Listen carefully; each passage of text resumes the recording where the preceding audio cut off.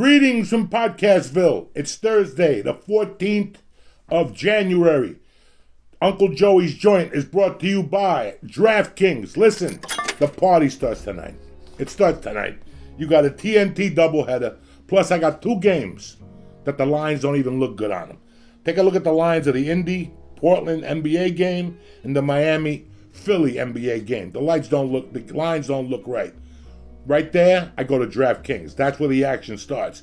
Sports are in full swing. There's no shortage of fucking action. You got a UFC card this weekend, I think. UFC Fight Island 7. I mean, come on. And this is the best place to get in on it. DraftKings, America's top-rated sports book. If you haven't tried them yet, what the fuck are you waiting for? To celebrate the NFL playoffs, DraftKings is giving all new players a great offer. This weekend, bet on any football game at 100 to 1 odds. Joey, what are you saying? Bet any of the 4 football games at a 100 to 1 odds. That's right. All you got to do is bet $1 on any football game this weekend for a chance to win $100. Plus, basketball season is fucking on fire. They don't have their fucking lines right, and you're sitting there talking about fucking, are the Eagles going on tour this summer? Who gives a fuck? I'm looking to make money tonight, cocksucker. You got Indy, Portland, Miami, Philly. Go to DraftKings. Download the top-rated sportsbook app right now. It's safe, secure, reliable, and it's your fucking money. Deposit and withdraw at your convenience. Right now, today, before anything. Let's get the action started tonight, Thursday night. Download the top-rated DraftKings sportsbook app now. Use promo code Joey, Joey, when you sign up to get 100 to 1 odds on any football game this weekend. That's code Joey for new players to get a shot at $100 on any football action this weekend for a limited time only at DraftKings Sportsbook. But the party starts tonight. Like I said, you got some weak lines on Indy, Portland, Miami, Philly. Go make some money. There's a parlay in there for you. I can't give it to you. Go to a friend who knows NBA. So right now, here's the part the lawyers make me fucking say, all right? Indiana, Pennsylvania, New Jersey, Tennessee, Colorado, restrictions apply. See DraftKings.com/sportsbook for details. Now, if you got a gambling problem, I don't want the kiss of death around. There's help for you. Call 1-800-GAMBLER, and if you're in Indiana, call 1-800-9-WITH-IT. But if you're solid, you're grounded, you're ready to make some fucking geeters, download the DraftKings Sportsbook app, use code Joey, and cash in on this deal. The joint is also brought to you by Blue Chew. It's the second week of January, and you're still single. Scratching your head.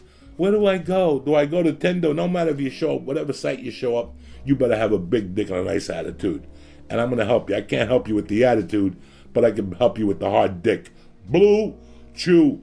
It's the first chewable dick pill. Same FDA-approved active ingredients as Viagra and Cialis. This is the shit you buy from some fucking bum at a fucking liquor store, and next thing you know, your hand goes numb while you're trying to whack off. Blue Chew is prescribed online by licensed physicians, so you don't have to go to the doctor's office or wait in line at a pharmacy. Right now, they got a special offer for the joint family. You ready? Grab a pen. Visit bluechew.com. That's blue, B-L-U-E, chew.com. And your first shipment is free when you're pressing code Joey. Just pay the $5 for shipping. And again, that's blue, like the color of that vein in your dick when you show up at a house and play the bongos on a fucking head. BlueChew.com, use code Joey, and I want to thank them for continuing to sponsor The Joint. The Joint is also brought to you by Stamps.com. Listen, I've been with Stamps.com for close to 10 years now. What thing you learned in 2020 is that the internet is even more awesome than when we thought. You could do everything on there. Groceries, movies, doctor visits, and of course, going to the post office online with Stamps.com. They save you time, money, energy, Stamp.com's allowed businesses of all sizes to do all their mailing and shipping right from their computer. No need to leave their home or office. That's it. They pick them right up for you. They save small businesses thousands of hours and tons of money, and now they could do the same for you. My wife uses them to send out sweatshirts and whatnot. Tremendous. You put them right out, and the mailman picks them up.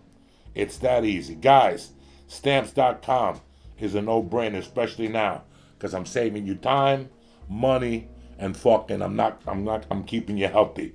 Make 2021 the year that you stop wasting time going to the post office. Go to Stamps.com instead. There's no risk. With my code Joey, you're going to get a special offer that includes a 4-week trial, plus free postage and a digital scale. No long-term commitments or contracts. It's easy. Go to Stamps.com, click on the microphone at the top of the home page, and press in Joey, Joey. That's Stamps.com, press in Joey, and never go to a post office again. I want to thank Stamps.com. I want to thank DraftKings. I want to thank Blue Chew. Now let's get this motherfucking party started. Who's better than you? Nobody.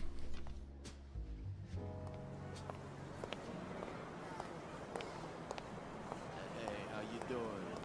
Come on in. Yeah, Joey's in the back. Hey, look who it is. What's happening, cocksuckers? Check 1, 2. Welcome to Uncle Joey's Joint.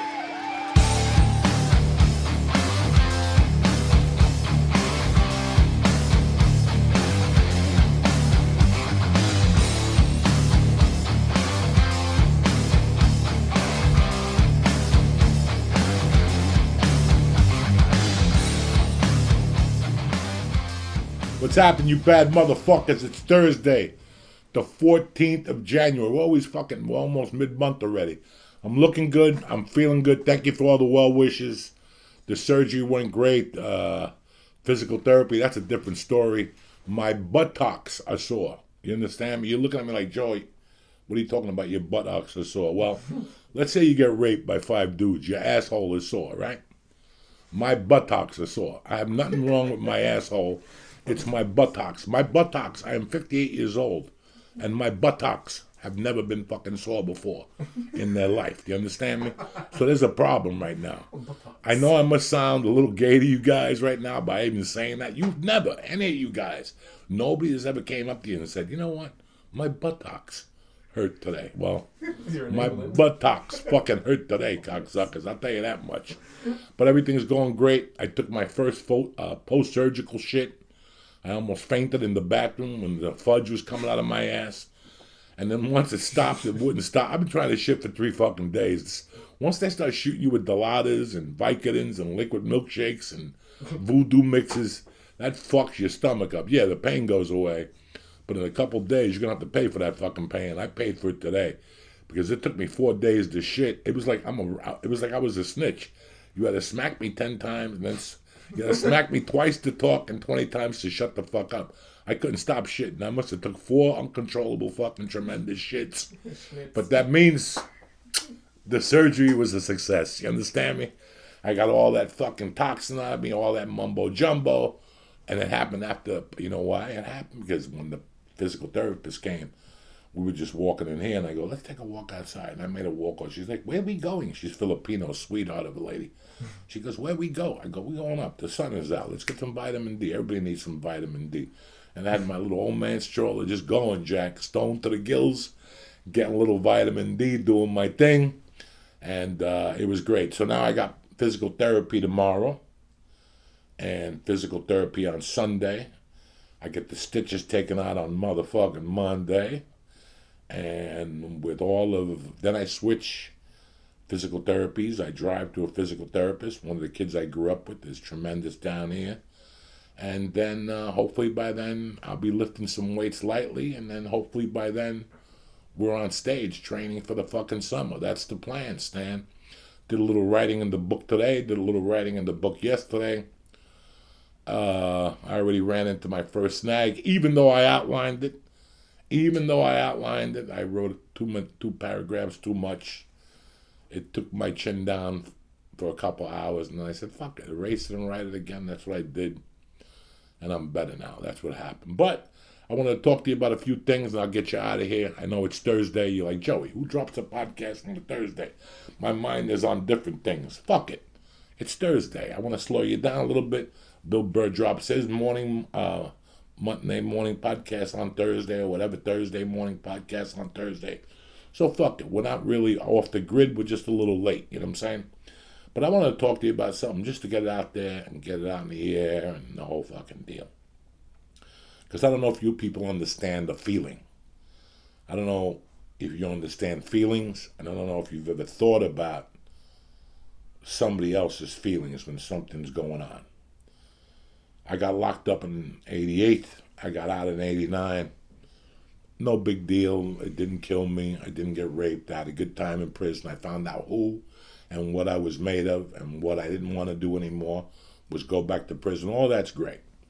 But something happens when you come out of prison, okay? Your mental takes over you a certain way, and it starts your mind playing tricks on you. You know, I told you guys I got like that semi-heart attack on the 21st of August, but I didn't go to the doctor. My chest cave hurt for a few days, whatever. Yeah, it was a fucking mild heart attack, you know. I don't know what it's got to do with this shit, but for a few days after that, I had like residual pain and whatever. I didn't know what was going on. Once the pain went away, I was fine. This is what's going on now. I realized after the stress test and echocardiogram that I'm fine. It was all in my mind. Your mind has a weird way of playing with you. When I went to get the evaluation on my right knee, the doctor goes, the weird thing is your left knee is in worse shape. As soon as I walked out of the doctor and I went to the car, the left knee started hurting. That's what your mind does to you. Your mind plays tricks on you. How many of you check your temperature 8 times a day during COVID because you feel something? You know, your mind plays tricks on you. One of the things your mind plays tricks on you is that it makes you think, me, Joe Diaz, that everybody in this room knows I just got out of prison. When you walk into a supermarket, it makes me think that everybody in that supermarket found out I went to prison. It's just this weird little thing that you have for a few months, and it feels terrible. Now, you're talking to a guy who didn't really I don't give a fuck what people got to say about me. If you don't have the balls to say it to my face, then what good is it, right or wrong? So it didn't really bother me as much as it would bother, but I would say, wow, it doesn't bother me as much. But there's people that had just been to prison the first time. I wonder how it bothers them, you know. And it's not your mind after a while. Then you start to feel it. I got out of. For me, it was more during county jail when I got arrested for the actual robbery, and I sat a month in jail. Two newspaper articles came out about the incident. One came out the Wednesday after the Tuesday, but it didn't have my name on it. And then one came out maybe a week later with the third party had been arrested. His name was Joey Diaz. He got charged with whatever he got charged with. In my mind, that boulder paper was the New York Times. So do you understand what I'm trying to say to you? It just fucked me to pieces. And I went, nobody would hire me. You know, Bill Crouch Subaru won't hire me. Nobody would hire me. But this one guy named Bob Wheeler hired me. He was from Detroit, Michigan, from Dearborn. Tough white dude. He just liked the way I sell. He basically trained me at Bill Crouch Subaru how to be a fucking killer. So he had gone to a store in Longmont, Colorado. And since nobody else would hire me in the Boulder area, he hired me. He got me a demo to get there every day. He did everything I could. Everything I could. I will never forget him, even though he's lost gone. His children still message me on Facebook from time to time. Great kids. I knew he was going to raise great kids because he was a great guy himself. But let me tell you some circumstances that happened, you know. While I was working for him, there were white dudes in the Ford store, whatever they sold at that time. We sold a Longmont Subaru, Nissan, and something else. There were guys in the Nissan store that wouldn't come over to the Subaru store because I was working there. Nah, I hadn't done anything that bad. These are the same people that were snorting coke, buying coke from the same dealers and everything. But they wouldn't come over here because they were offended that I had gotten a job there. I don't know if you guys ever knew about this, but let's go through it. And it's got a great payday to the end of this. So he just got a lot of heat every day, and he would tell him all to go fuck himself. That's my dog, Joey. And I ended up working there for 30 days. And I'll tell you what, my mind was so confused with the court case and everything else that was going on. I wasn't the salesman. I wasn't the salesman that I was. It was like what happened to me after the move here. I wasn't the same comic. I wasn't the same podcaster. I wasn't the same a lot of things. And after 30 days, he pulled me aside. He's like, look at the owners. They're getting a lot of grief. I'm going to give you a month's salary. Take some time to yourself. Go figure something else out, And he took really good care of me financially. And he sold my girlfriend a car at cost. And that was the only car I sold. A car to my girlfriend. I got a gimme. It was $100 deal. And, he called me every day to check on me. How was I doing? What was going on? And then he decided to get married. And he invited me to the wedding.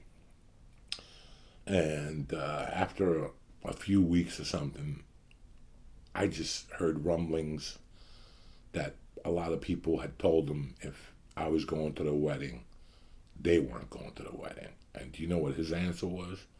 Then go fuck yourself. Don't even give me a fucking gift, And by this time I'd gotten out, and he was still getting heat about me. And I'll never forget that I went to him like a man, and I go, Jim, I'm pissing off like 6 or 7 people over a wedding. I don't want to do that, Let me just give you an envelope. We're best friends. You and I both know that I love you and I love your wife. I love your son, the bump. He already had the bump. And he goes, no, that's not all right. He goes, you did a crime. You reported to the judge and you did your time. You did what you had to do for society to come clean. And in my book, and this guy was a white dude. He had never been to jail. This wasn't what this guy was. This guy wasn't a criminal. He was a regular, normal guy, just like you guys. Nice people who go to work month to month.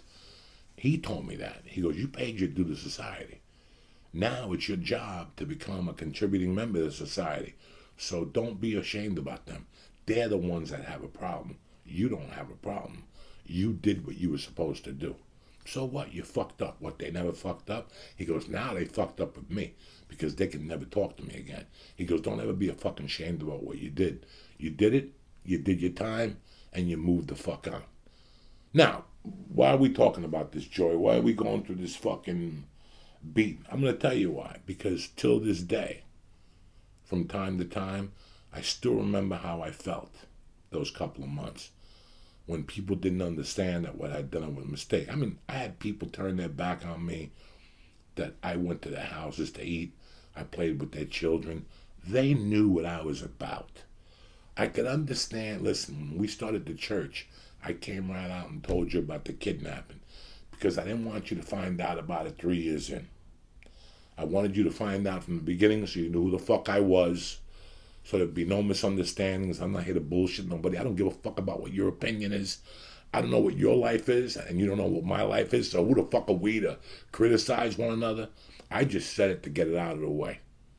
And I talked about all my other crimes to get them out of the way as a matter of fact, and some of them are horrific crimes, and we made them funny, we made them a little funny or whatever.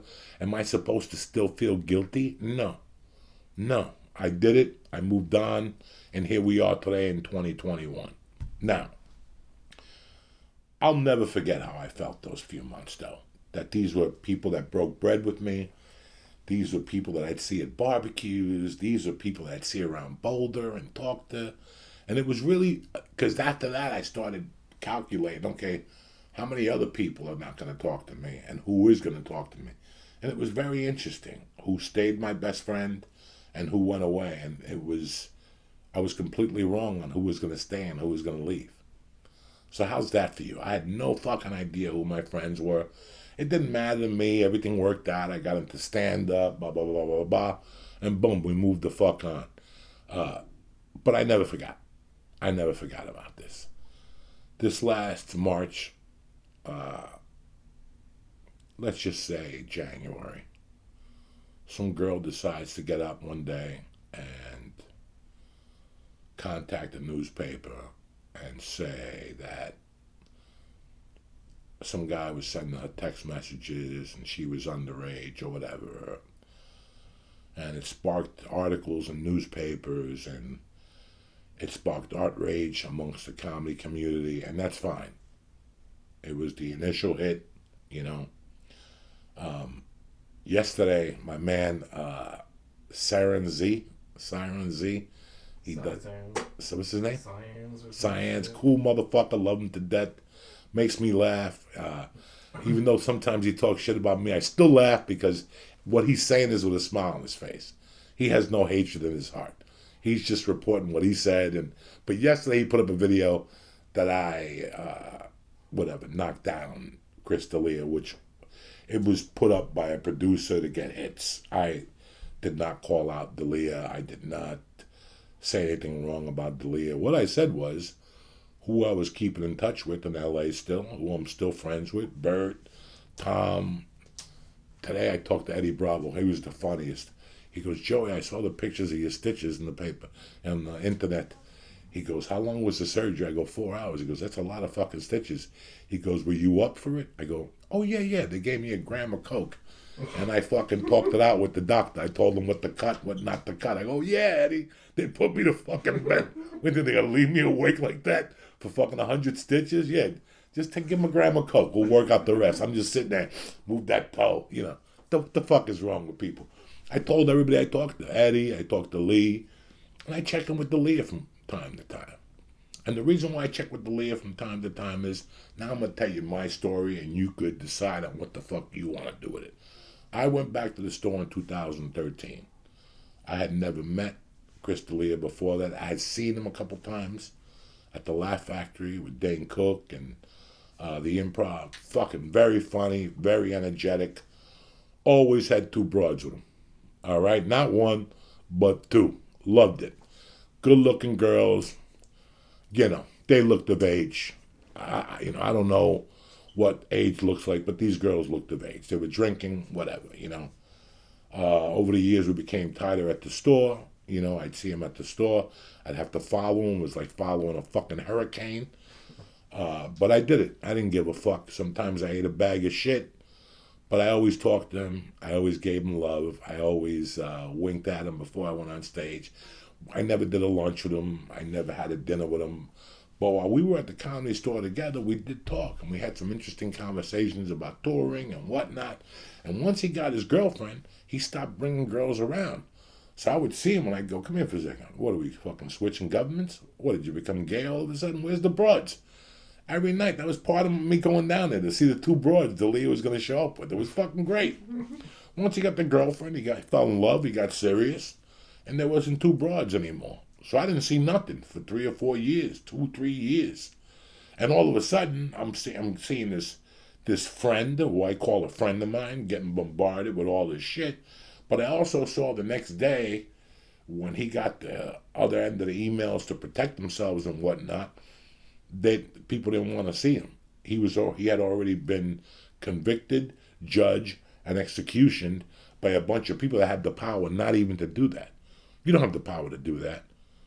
Now let's take, like I said before on this podcast 1,000 times, let's take our boy Ron Jeremy.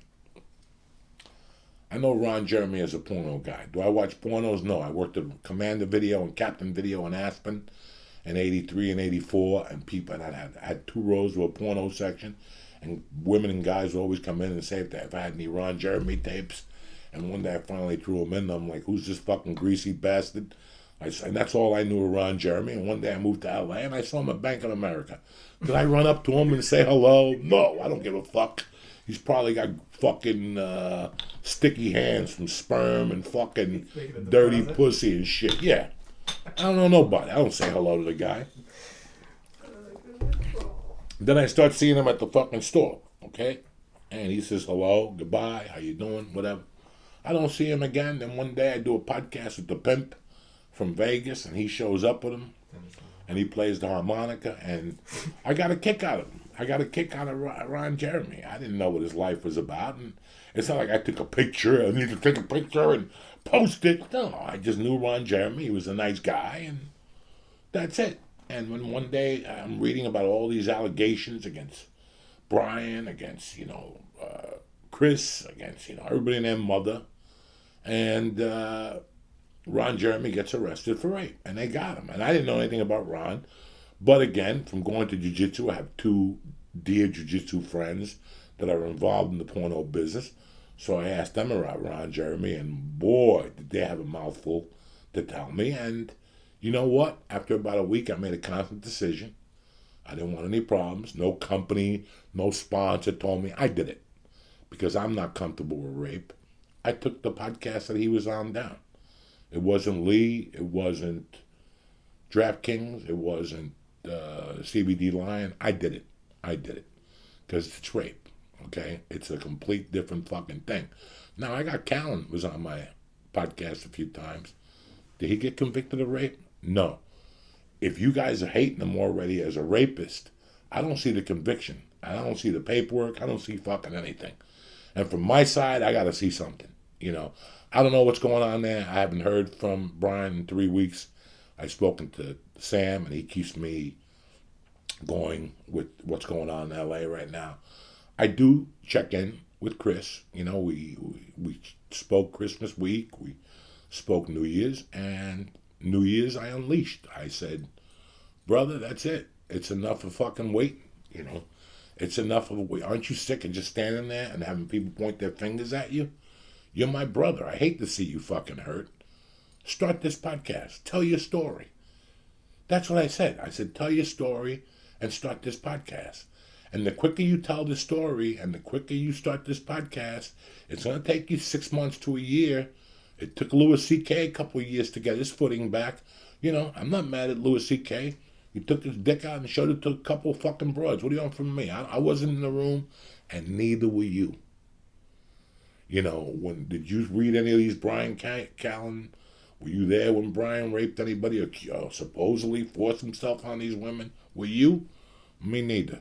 As far as Brian Callen's Chris D'Elia is concerned, I have a kid. I have a wife, and 60% of my best friends are women.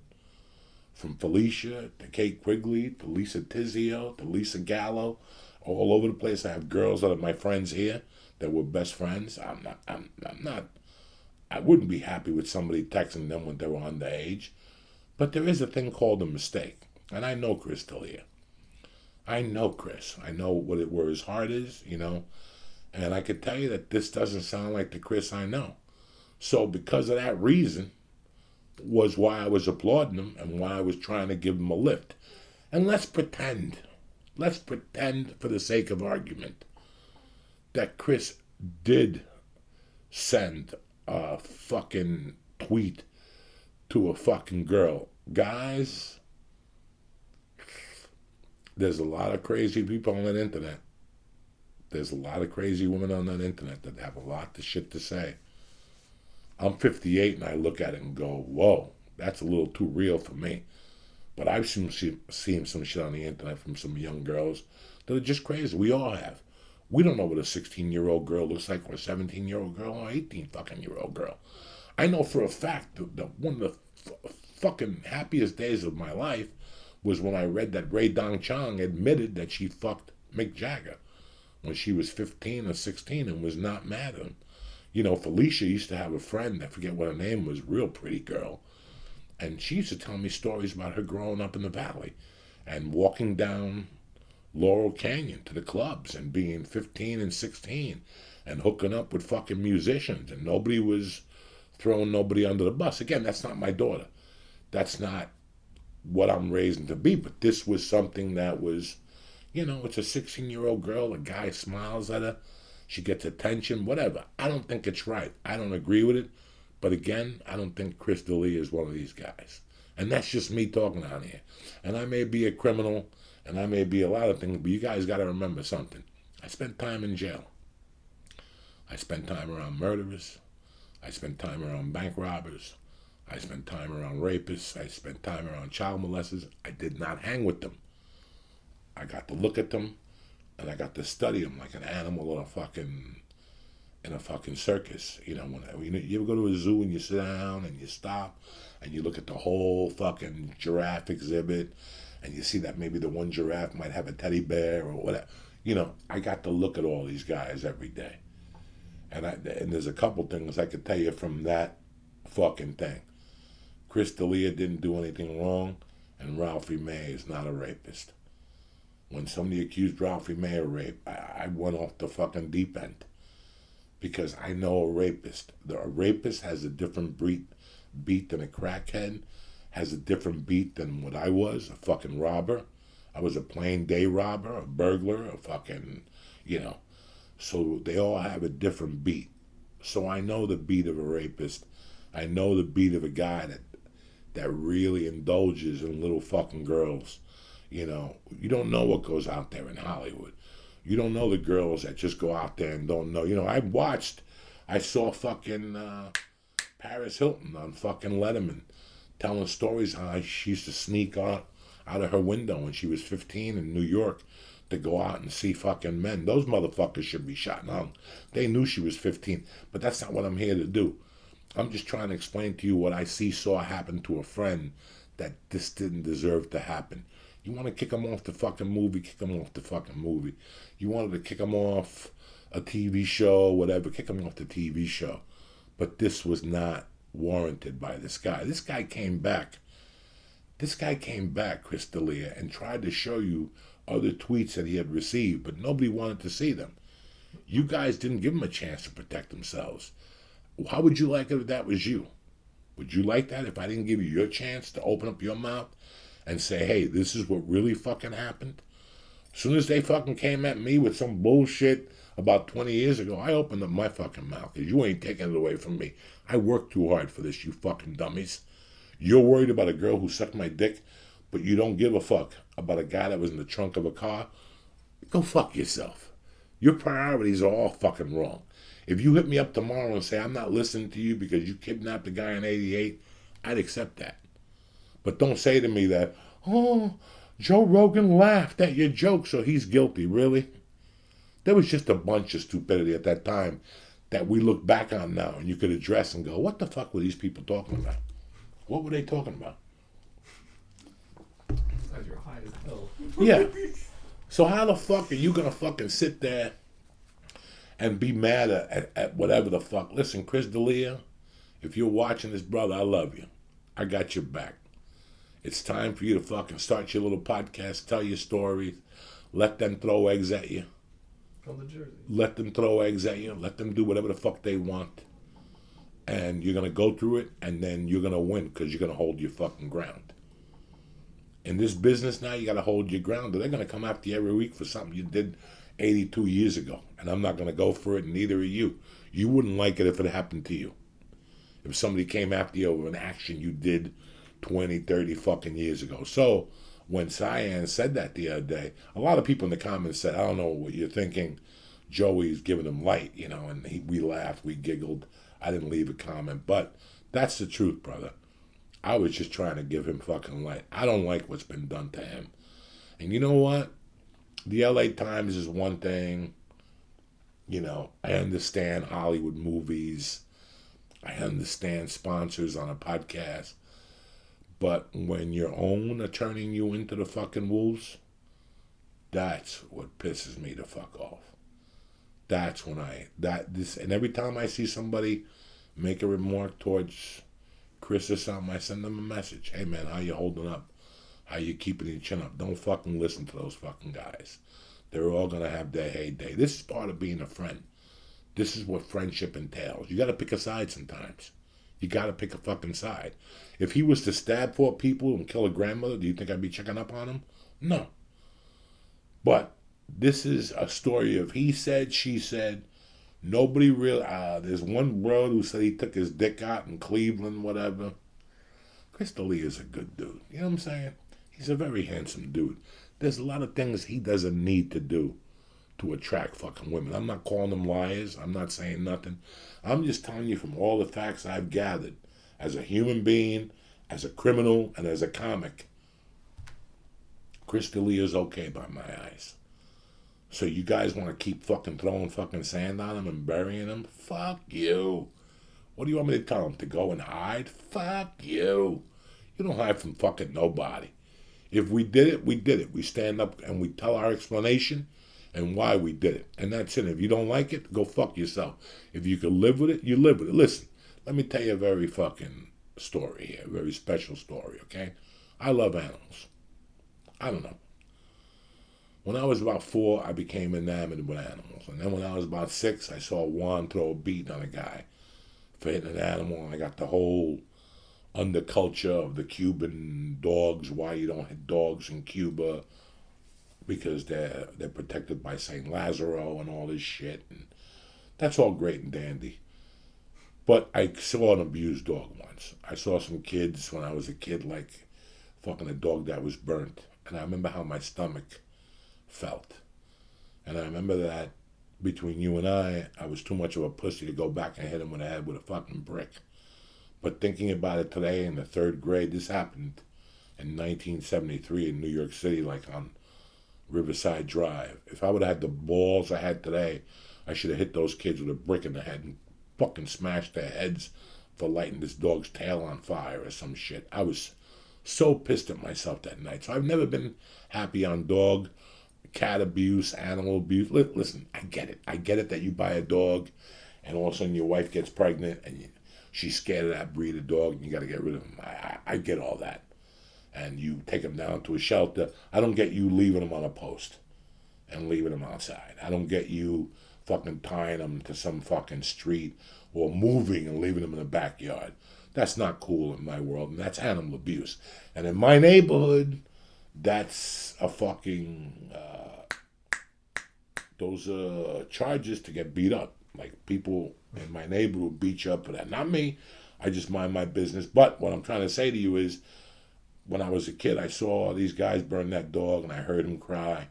And till this day, you know, I'm a fucking piece of shit for not going back and hitting one of those kids in the head with a fucking brick. But that's not the story. The story was 10 years ago, 20 years ago, 15 years ago, Michael Vick gets in trouble for the fucking dogs. Okay? Right away, I go fucking ass silent about Michael Vick. It's dogs. There's no excuse.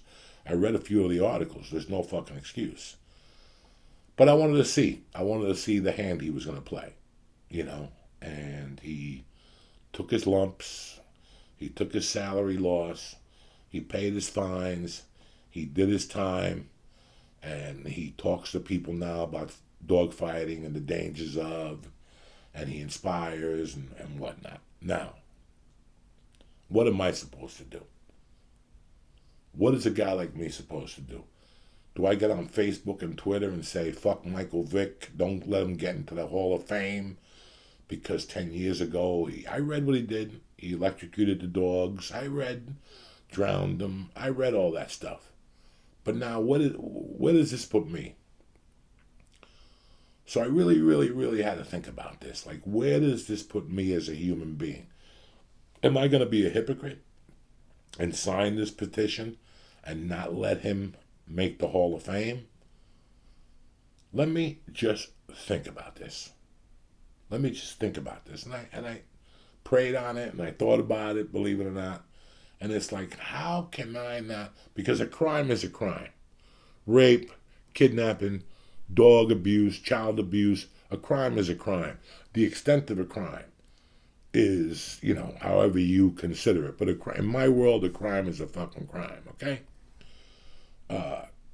Killing dogs, you know, this is America.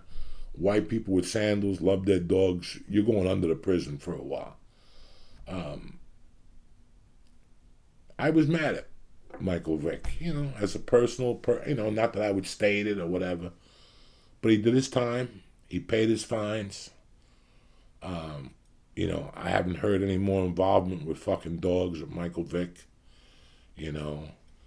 So in my heart, because I was forgiven by people after I did what I did was we goof around it here, ha ha ha, it's a joke.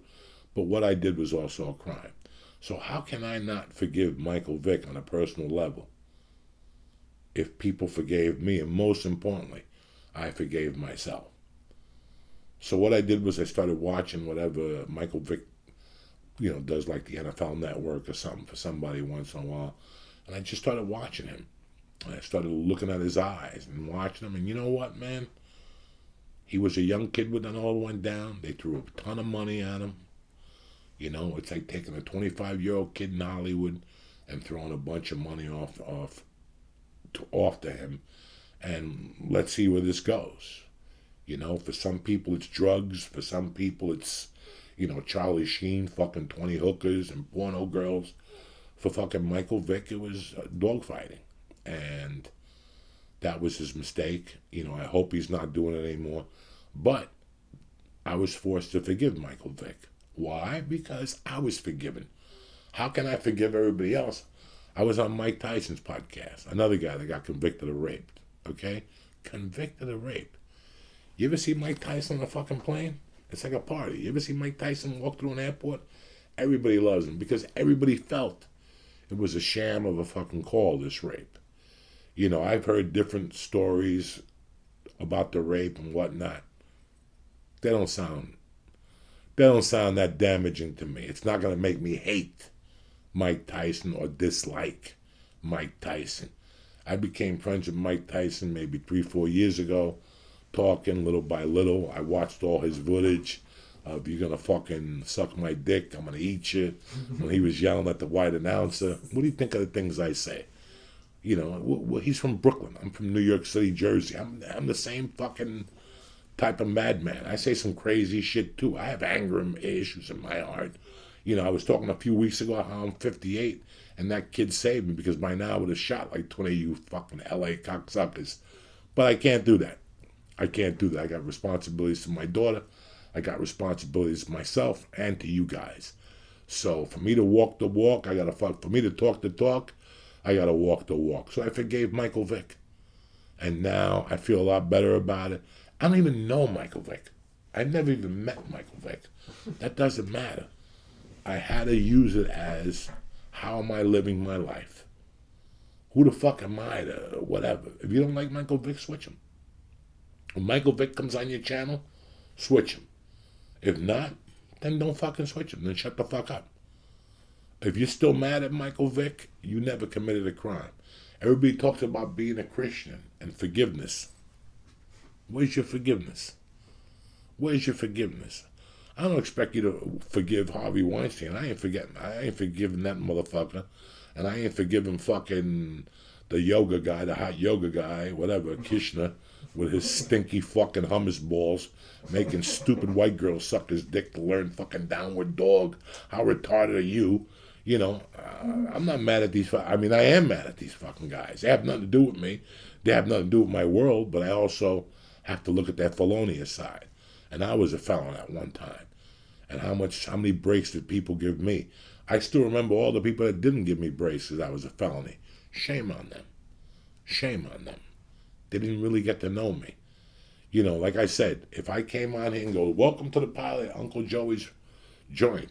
I just got out of prison for doing kidnapping. I'm giving you the opportunity right there to either turn me on or keep me the fuck on. What do you want to do? You don't want to like me? You like me? You don't like me? Keep me on or turn me the fuck off. If from there you like me, then we're all the way in. Don't come back at me 3 years from now and go, "Yeah, but you kidnapped the guy." You knew that in the fucking beginning, stupid. That's why I couldn't believe that they came up with that thing. It's like that kid a couple of weeks ago that was robbing me on YouTube. So you're making copies, you're going to producers, you're calling people, you're my biggest fan. I tell you can't rob me no more. Now you got secret videos of us doing coke in the studio in 2016. Oh. La Forza del Destino. Anyway, I don't know what that means. It's the force of destiny. That's what that means. Who the fuck am I kidding? I used to always know it. I used to also know how to say that in German, but it's been a while since I watched that episode of fucking The Odd Couple. But as I was saying before, yeah, I still talk to Dalia, and I'll still talk to Callan if he calls me until, You come up with that fucking guilty plea on any of my fucking friends, or you come up and you press charges, you have fucking charges, then I'll start looking into the case. Until then, I'm not believing you. I know these people. I don't know you. I don't know you. You could have came out anywhere and opened your mouth and tried to say this guy raped you 20 fucking years ago, 20 years ago. So in my world, listen, I always have to give people a second chance because I was given a second chance. And what type of person would it make me be if I didn't learn to give people a second chance, or to even come to you people to give somebody a second chance of throwing a towel on them? Because I'm telling you, this was not done correctly. And I asked questions, let's be honest with each other. 3-4 weeks after it all went down, I knew how he was feeling. Why? Because I had been there. I reached out to him and I said, come by the office. Let's sit outside. I didn't call him to get a podcast out of him. I didn't call him to get the scoop review, because I just wanted to talk to him, man. I wanted to talk to him. Because where I come from, here it is, plain and simple. If you kill somebody, come to me. Tell me the story. Tell me the truth. Don't miss a detail. Don't miss a detail. And I got your back 150%. You know what Chris D'Elia did? He came over, he spoke to me, and he didn't miss a detail. I shook his hand, I gave him a hug. I think I seen him once again after that. Never asked him about a podcast, never said nothing. I just wanted to rap with him. Just to see where he was at. I could tell from there, and I could tell where the kid was at. He was brokenhearted. And he's not worried about money. He didn't care about money. He was brokenhearted because 3/4 of the shit they were saying was bullshit. And the other quarter of the heart that he was brokenhearted about was how his friends turned on him. A lot of people turned on me when I fucking got in trouble with Vela. A lot of people have turned on me in their lives. And you know what? At the end of the day, sometimes I'm happy they did. I'm happy. And that's what I told him. Be happy. You didn't want them around anyway. I'm happy they turned on him. And every other day I turn on the computer to somebody else fucking busting his balls about something. And I'm happy. I'm happy that you guys get to see what Hollywood is about and what people are about, and and now you get to see what I'm about. I'm an old schooler, dog. Unless I see the blue paperwork with the charges, I don't give a fuck what you got to say or what you're going to tell me about 1983 or 1985, or we were in acting class in 93 and you didn't decide to call the cops then. And then you took his movie after he gave you a movie. You know what I'm saying? It's like my boy, the one that broke into the fucking White House, that looked like the Unga Bunga man. And his mother, he's not eating because they have no organic food. Hello? Once you broke the law, you got no rights. You got to eat dog shit with fuck. You got to eat, if they give you a dog shit po' boy, that's what you're eating. You know why I don't want to go back to jail? Because I ain't going to see that sleep apnea for 3 weeks. That sleep apnea machine, they don't give a fuck about. So if you walk into prison like, hi, here's my sleep apnea machine, they're going to go, throw that in the fucking garbage. We don't give a fuck about your sleep apnea machine. You should have thought about your sleep apnea machine before you walked up those fucking White House Capitol steps, or before you put that dude in the trunk of a car, or before you sold coke, or before you fucking stabbed your wife, or before you did any of those things. You should have thought about your organic diet behind jail. So he's not eating for 5 days because that's an organic diet. I don't even think there's vegan motherfucking diets in jail yet. I know it's some of the nicer ones, they'll give you a banana or a carrot or something like that, but I don't think they're even playing with the vegans. Once you go to prison, you lose all that shit. There's some prisons you don't even get a pillow at. You just get a sheet of paper. It's a cold fucking bed. And all night you're on your fucking arm, and every 20 minutes you got to switch fucking arms because your shoulders get fucking tight. And this guy's worried about organic food. If you were such a tough guy, you wouldn't be eating fucking organic food anyway, fuck nut. Breaking into the fucking White House. Then your mom is calling 3 weeks later. He's not eating. Who gives a fuck? He should have thought about that before. They don't serve fucking smoothies in prison, bitch. Just sperm spoolies. Trust me, you'll love those. If you like a fucking the Brazilian bowls, wait till you take fucking fruit flavored sperm in prison. The brothers give that out. The nice white kids. Tremendous fucking organic food in prison. Are you fucking retarded? This is the shit that... So you wanted to commit a crime, and now you're mad because they don't have organic... What do you think they got for breakfast? Croissants in prison? You got a buttered roll with an ant going through it. That's it. And you eat it, and you bite the ant because you don't know when you're going to eat again. You bite that ant because that ant is protein. You understand what I'm trying to say to you motherfuckers? But you can believe the times we're in? He's not eating because he needs an organic diet. I'm like, what the fuck are people thinking anymore? It's getting ugly out there, guys. But with this and that, we said what we came to fucking say today on a fucking Thursday morning. I'm not here to take up your whole morning. I just want to talk to you about my situation with the surgery. Listen, guys, I did this surgery for my daughter so I could walk better in the years to come. You know, we could live as a fucking family, and I thought we would take this week off. I didn't want to say anything. It was going to be day to day with Mike, but you know what, man? Fuck that. I knew that you guys needed me.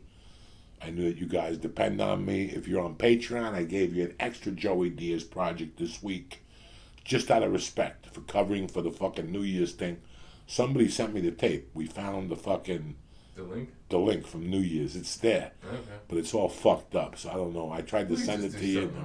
We could do something on. I was going to do some Chinese fucking video on there for you of me just letting you know, but it was 2 weeks ago. I give you another surprise this weekend. You never know. But yeah, I'm on the Patreon. I gave you Uncle Joey's project today. Just as a little gift, just a little thank you for understanding. And for everybody else, I'll take care of you my way also. I don't want you to fucking think I'm beating you here for nothing. I'm pumping out content every day, and I'm here for you. Like I said on my Joey Diaz project, the emails have gotten so much better.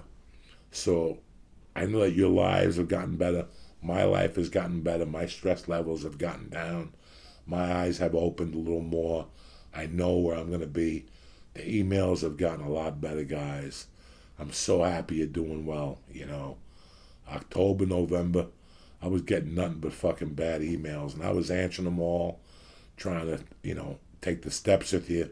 But we're here, and I got to tell you, it's the second week of January, and I've been getting emails lately that are clean. I'm getting like 1 out of 8 emails. It was 8 out of 8 were all bad. Now I'm getting 1 out of 8, you know. I'm feeling better. My dad's getting healthy. My mom's COVID went away. So thank you, guys. Thank you for paying attention. Thank you for writing the journals. Thank you for, you know, making your goals for 2021. These are all going to come in to help you, okay? Like I said, no disrespect to my man Zion Z. I love you to death. I'd love to smoke a joint with you someday. I think you're a blast. I love your giggle when you say shit about people, you have that little giggle and shit, and I fucking love it. Let me know in the comments. Yeah, let me know below in the comments. That lets me know that you have no malice in your heart. You're doing a great job, and you got 100% support from me. He lives off tips on there. Yeah, I think it goes So give him a tip on there, give him a 10, give him a 20. He's got some interesting stuff to say, but that's it and that's that. Like I said, I'm sorry about the surgical week. I'm a lot better than what I thought I would be, to be honest with you. And thank you for all the love and support. I want to thank DraftKings this week. I want to thank Stamps.com. I want to thank CBD Lion. I want to thank ZipRecruiter. I want to thank Blue Chew. I want to thank Onnit, all my sponsors. And I want to thank you guys for always having our backs. Thank you very much. See you Monday, nice and early. Tip-top Magoo, ready to go. I love you guys. Thank you. All right. Thank you again for listening on a Thursday. I'm sorry about this weekend. I had the fucking surgery and it threw the whole week off. But, you know, every day I'm getting stronger and better. Thank you for all the well wishes. And you guys brought me back on your own with the love. But before we leave, I want to talk to you a little bit about Stamps.com. Tremendous. My wife has been with them for 20 years, 10 years, whatever the fuck, 10 years. Listen, for T-shirts, cups, they're solid. You call the mailman, you leave the packages outside, right by the mailbox, and the mailman picks it up for you. It's that easy. One thing we learned in 2020 is that the internet is fucking awesome. It's more awesome than when we ever thought. You could order everything on there. And of course, you could go to the post office online with Stamps.com. Stamps.com allows businesses of all sizes to do all their mailing and shipping right from their computer. No need to leave the house or office or home office. They've saved small businesses thousands of hours and tons of guitas, and now you can save them too. Listen, my wife and I are the only things around. We got the kid. We don't have time to be going to the post office back and forth, standing on lines. She prints all the labels right there, the shipping. I mean, it's tremendous. If you're not working with Stamps.com, you're wasting a ton of time. Because, like I said, they bring the post office to you. Skip the line. You print the postage 24/7. Any letter, any size package going anywhere in the world, right from your couch. And the best part, here it is. The mailman will come and pick it up like I told you. You also get great discounts. You get 5 cents off every first class stamp and up to 40% off priority mail. Plus, save up to 62% on UPS rates. Guys, Stamps.com is a no-brainer. I'm telling you from the heart, especially now. I don't care what size business you have. You're going to save time and money. So make 2021 the year you stop wasting time going to the post office and go to Stamps.com instead. There's no risk with my code Joey and get a special offer that includes a 5-week trial plus free postage and digital scale. No long-term commitments or contracts. It's very easy. Just go to Stamps.com, click on the microphone at the top of the homepage, and press in Joey, and boom! Stamps.com is yours. You'll never go to the fucking post office again. Stamps.com is the way to go. Code Joey. The joint is also brought to you by today, Thursday, DraftKings. I got a TNT doubleheader tonight. I got 2 other games that got soft lines, and you're sitting there worried about, the numbers are doubling in Delaware. Who gives a Frenchman's fuck? The numbers are doubling in your fucking pocket. Why? Because you're with DraftKings, motherfuckers. Sports are in full swings. There's no shortage of action. Like I said, we're going to get you started tonight and on Thursday night.